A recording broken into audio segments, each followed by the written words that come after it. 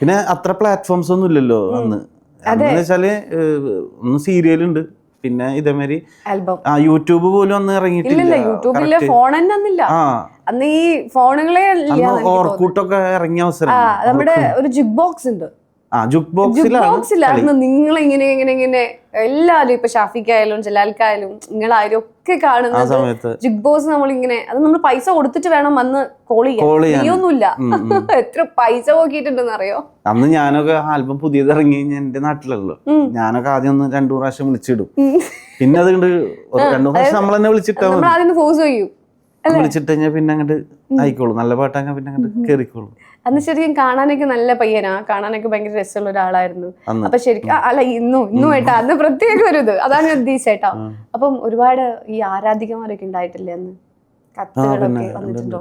കത്തല്ല, മൊബൈലൊക്കെ ഉണ്ട്. മൊബൈലൊക്കെ മറ്റേ നോക്കിയയുടെ മൊബൈലാന്ന് പറഞ്ഞു, കീപാഡ്.